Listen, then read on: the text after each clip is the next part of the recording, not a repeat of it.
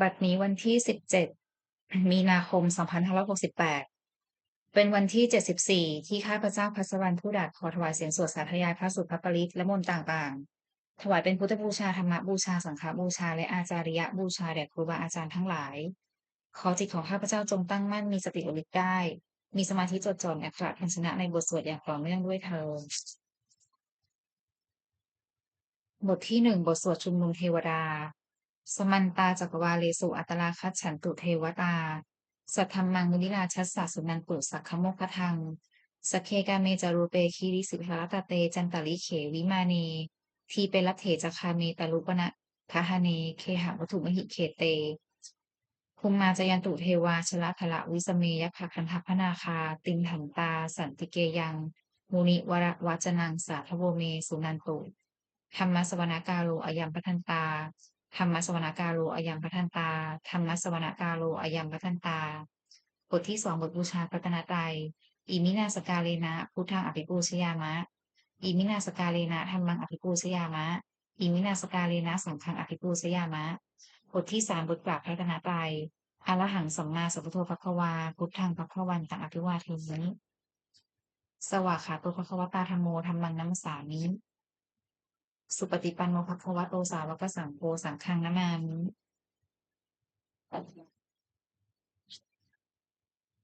บทที่4บทสวดนมัสการสิทธิคาถานะโมตัสสะภะคะวะโตอะระหะโตสัมมาสัมพุทธัสสะ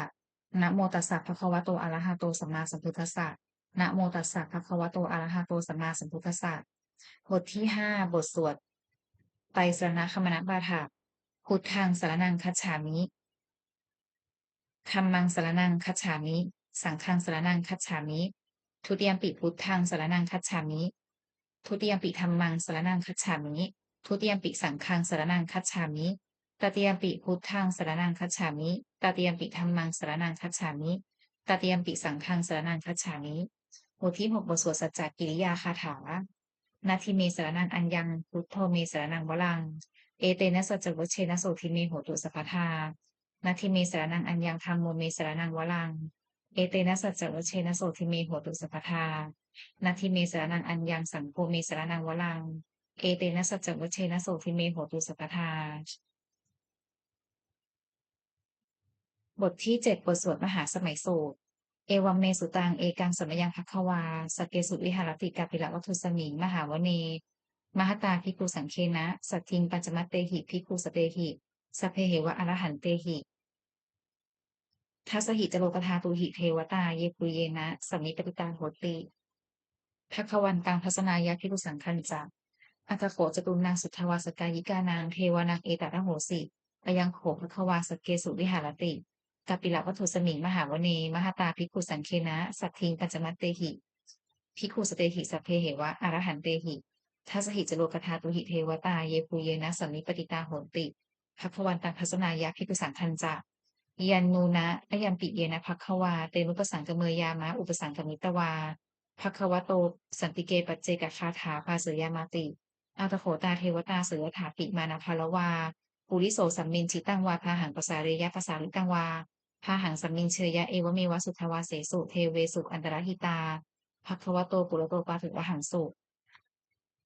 อัตโขตาเทวตาภควันตังอภิวาเทตวาเอกะมันตังอัตถังสุเอกะมันตังทิตาโหเอกาเทวตาภควโตสันติเกอิมังคาถังอภาสิมหาสมโยปวนสมิงเทวกายาสมาคตาอาคาตัมหาอิมังธรรมสมยังคกิตาเยวะอัปราชิตสังคันตินาตโขอปาราเทวตาภควโตสันติเกอิมังคาถังอภาสิ ตัตระพิกขโวสมาทหังสุจิตตังอัตโนอุชุตมะกังสุสารถีวะเนตานิคเหตวาอินทริยานิรักขันติปันทิตาติอัตโขอปาราเทวตาภควโตสันติเกอิมังคาถังอภาสิเชตวาขีลังเชตวาปริคังอิทัคขีลังโอหัจมเนชาเตจรันติสุทธาวิมลาจักขุมตาสุทันตาสุสูนาคาติอัตโขอปาราเทวตาภควโตสันติเกอิมังคาถังอภาสิเยเกจิพุทธังสรนังคตาเส นาเตคมิสันติอปายภูมิงปหายะมนุสังเทหังเทวกายังปริปูเรสันติติอัตโขภควาภิกขุอมันเตสิเยปุเยนะภิกขเวทัสสุโลกธาตุสุเทวตาสัมมิปติตาโหนติตถาคตังทัศนายะภิกขุสังคัญจา เยปิเตพิกขเวอเหสุงอติตมัฏฐานังอรหันโตสัมมาสัมพุทธาเตสัมปิภควันตานังเอตปรมาเยวะเทวตาสัมมิปริตาอเหสุงเสยยถาปิมยหังเอตปะหิเยปิเตพิกขเวภวิสันติอนาคตมัฏฐานังอรหันโตสัมมาสัมพุทธาเตสัมปิภควันตานังเอตปรมาเยวะเทวตาสัมมิปริตาภวิสันติเสยยถาปิมยหังเอตระหิอาสิคิสามิภิกขเวเทวกายานังนามานิอิตยิสามิภิกขเวเทวกายานังนามานิเทสิสามิภิกขเวเทวกายานังนามานิตังสุนาถาสาธุตังมนสิกโรนถาภาสิสามิติเอวัมพันเตติโขเตภิกขุภควโตปัจจโสสุงเอตทะโวจาสิโลกะมนุษย์กัสสามิยถาภูมิมาตทัสสิตาเยสิตาคิริคัพพลังปหิตตตาสมาหิตาปุถุสีหาวสัปลีนาโลมหังสาพิสัมคุโนโคทาตมนัสสาสุทธาวิปัสสนานาวิลาพิญโยปัญจสติยตวาวเนกาปิละวัทเวกโตอมันตยิสัทธาสสเกสสนิระเตเทวกายะอภิกันตาเตวิชานาถาภิกขโวเตจะอัตตปมะกรุณสุตวาพุทธศาสนังเตสัมปะตุระหุยานังอัมนุสานัทสนัง อัปเปเกสตมัทถผงสหัสสังอัฏฐสักการิงสตังเอเกสหัสสานังอนุสานามัทถสงอัปเปเกนันตมัทถผงที่สาสัพพาพุดาอาหงตันจัสัพพังอภิญญายะวะวคิตวานะจักคุมาตโตอมันตยิสัทธาสัสเกสัสเนระเตเทวกายาอภิกันตาเตวิชานาถาภิกขโวเยโวหังกิตยิสานิชิราหิอนุปุพโสสัตตสหัสสาวยถาปุมมากปิละวัฏวาอิทิมันโตสติมันโตวนะวันโตยสัสสิโน โมทัมมานาอภิกามุภิกขุนังสมมิติงวนังชสหัสสาเหมวตายะฐานานาตวนิโนอิทธิมันโตสุติมันโตวนะวันโตยสัสสิโนโมทัมมานาอภิกามุภิกขุนังสมมิติงวนังสาตาคิราติสหัสสายะฐานานาตวนิโนอิทธิมันโตสุติมันโตวนะวันโตยสัสสิโนโมทัมมานาอภิกามุภิกขุนังสมมิติงวนังอิจเจเตโสรสสหัสสายะฐานานาตวนิโนอิทธิมันโตสุติมันโตวนะวันโตยสัสสิโนโมทัมมานาอภิกามุภิกขุนังสัมมิติงวนังเวสามิตาปัญจสัตตายะขานานาตวานิโนอิทธิมันโตสุติมันโตวนะวันโตยสัสสิโนโมทัมมานาอภิกามุภิกขุนังสัมมิติงวนังกุมพิโรราชากหิโกเวปุลสสะนิเวสนังพินโยนังสตัสสหัสสังยะขานังปยิรุปาสติกุมพิโรราชากหิโกโสปะคะสัมมิติงวนังปุริมันจติสังราชาพระปรัตโถปสสสติคันทัพพานังอธิปติมหาราชายสัสสิโสปุตตาปิตัสสะพะหะโวอินทมานามหพลาอิทธิมันโตสุติมันโตนะวันโตยสัสสิโนโมทัมมานาอภิกามุภิกขุนังสมิติงวนังทักขินันจะทิสังราชาวิรุณโหตปัสสาสติกุมพันธานังอธิปติมหาราชายสัสสิโสปุตตาปิตัสสะพะหะโวอินทมานามหพลาอิทธิมันโตสุติมันโตวนะวันโตยสัสสิโนโมทัมมานาอภิกามุภิกขุนังสมิติงวนังปฏิมันจัดที่สังราชาวิรูปักโขปัสสาสตินาคนังอธิปติมหาราชายสัสสิโสปุตตาปิตัสสะพะหะโวอินทมานามหพลาอิทธิมันโตสุติมันโตวนะวันโตยสัสสิโนโมทัมมานาอภิกามุภิกขุนังสัมมิติงวนังอุตรัญจัที่สังราชาคือเวโรตปัสสาสติยะคานังอธิปติมหาราชายสัสสิโสปุตตาปิตัสสะพะหะโวอินทมานามหพลาอิทธิมันโตสุติมันโตวนะวันโตยสัสสิโน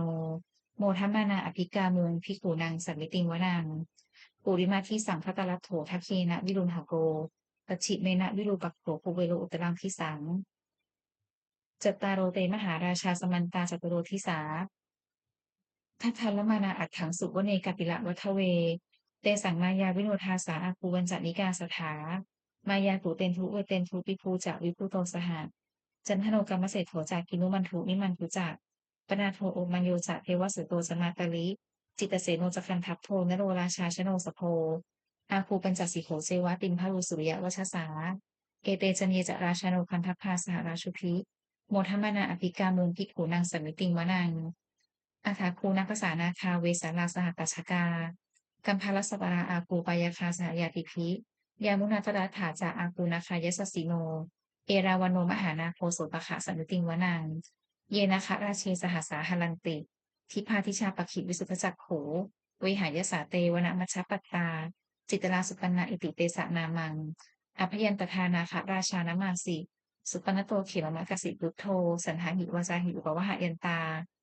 นาคาสุปนนาสรณมักกังสุพุทธังชิตาวุชิรหัตเถนะสัมมุทังอสุราสิตาภากโรวาสวเสเตอิทิมันโตยสสสิโนกาลกัญชามหาพิสมาอสุราธนเวคสาเวปจิตติสุจิตติจากปหาราโทนมุจิสหะสตันจะภริปุตตานังสัพเทเวโรจามานกาสันนหิตวาพลิงเสนางราหุพัทธนุปาคมุงสัมมโยธานิพัทธันเตภิกขุนางสาวติงวนังอาโปจะเทวาปัทวีจะเตโชวโยตถาคมุงวรุณาเทวาโสมุจะยสสาสหะเมตตากรุณากายิกาอาคูเทวายสสสิโนทัสเสเตทัสนากายาสพเพนันตวันนิโนอิทธิมันโตสุติมันโตวนะวันโตยสสสิโนโมทัมมานาอภิกามุงภิกขุนางสมิติงวนังเวนทูจะเทวาสหลีจะอัสมาจะทุเรยมาจันทสุปนิสาเทวาจันทมาคุกุรักขิตาสุริยสูปนิสาเทวาสุริยมาคุกุรักขิตานักขัตตานิปุรคิตวาอาคูมันทวราหกาวสุนังวาสโวเสโถสโกปะคาปุรินทัโททัสเสเดเททากายาสพเพนันตวานิโนอิทธิมันโตสุติมันโตวนะวันโตยสสสิโนโมทัมมานาอภิกามุงภิกขุนางสัมมิติงวนังอัฏฐภูสาภูเทวาชลวัคคิสิขาริวะอริทกาจโรชาจากอุมาตุพานิพาสิโนวรุณาสังธรรมาจากอจุตาจากอนิสกาสุรยอุจลาอาคูวาสาวเนสิโนทัสเสติทัสทากายาสัพเพนันตวานิโนอิทิมันโตสุติมันโตวนะวันโตยสสสิโนโมทัมมานาอภิกาโมภิกขุนางสัมมิติงวนังสมานามหาสมานามนุสสามนุสสุตตมาคิทธาปทุสิกาอาคูมโนปทุสิกาอาคาคูหะระโยเทวาเยจารุหิตวาสิโน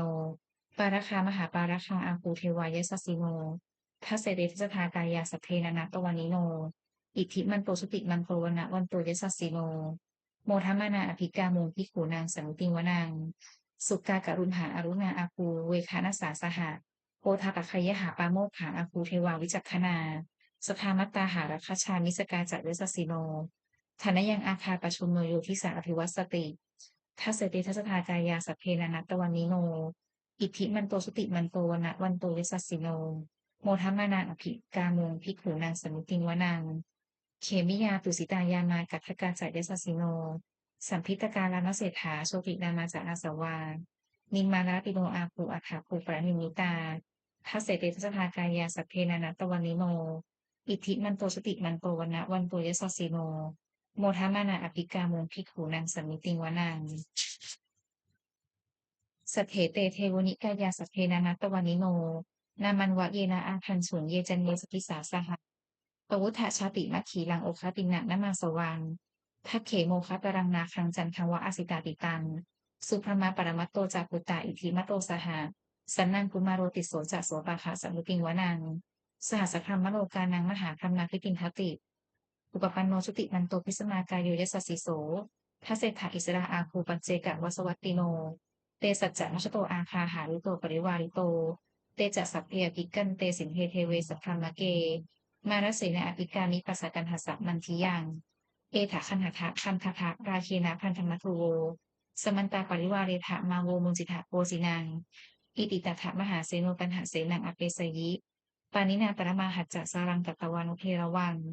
ยะถาปวุสโกเมโคธนะยันโตสวิทุโคตัทธาโสปจุทาวัตติสังกุโทอัสยังวเสตันจัสสะพังอภิญญายะววคิตวานะจักขุมาตโตอามันตยิสัทธาสัสเกสัสเนระเตมารเสนาอภิกันตาเตวิชานาภาคุทโวเตจะอาตาปมะกะรุงสุตวาพุทธศาสนังวิตราเคหิปักกามุงเนสังโรมันติอัญชยุงสัพเพวิชิตสังฆามาพยาตีตายสสสิโนโมทันติสาภูเตหิสาวกาเตชเนสุตาติ